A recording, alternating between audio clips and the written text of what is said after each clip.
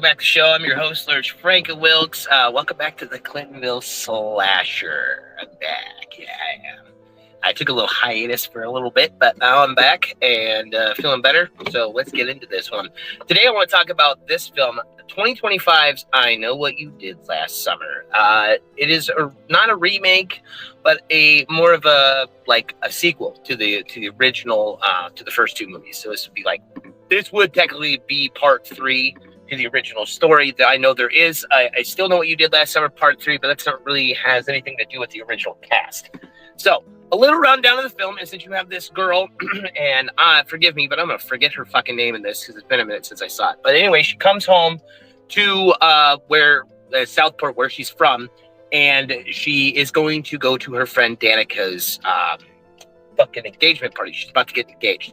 Now there's a group of 5 friends, and there's 4 of them, and they end up meeting their friend Stevie from high school, and they end up having a couple of drinks, and they go out and they go to the corner, that famous corner, and they're sitting on the side of the road, and you think that there's going to be somewhat of a similar accident.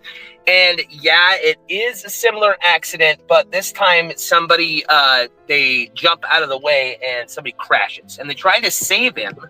They try to save the guy, but his truck ends up going over the cliff and crashes and dies.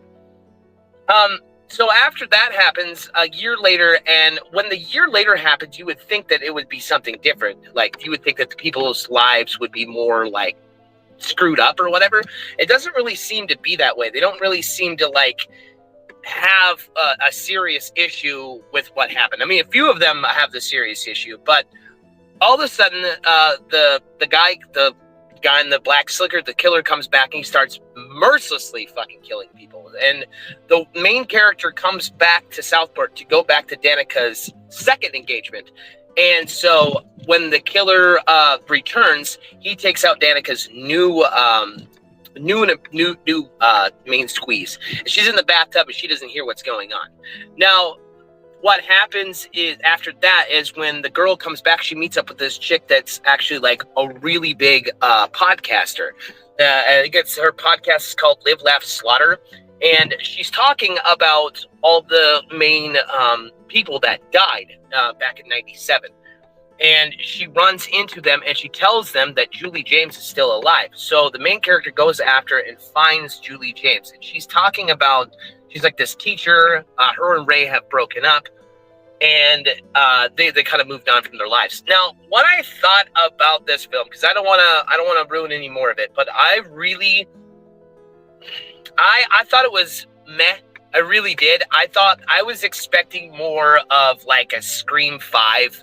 I was expecting the kills to be super over the top and fucking like ridiculously gross. They were in mid-range. They weren't terrible, but the killer reveal at the end of the movie was fucking fantastic. And they did open it for a fucking sweet part 2 that could really, really be really good. And I don't want to ruin the ending of this film, but I really don't think that it was just kind of like meh. It felt like they recreated the first film, and then it always will feel like the Diet Coke of Scream, and it really sucks because it really has a lot of potential, and they just don't have enough punch to get it through.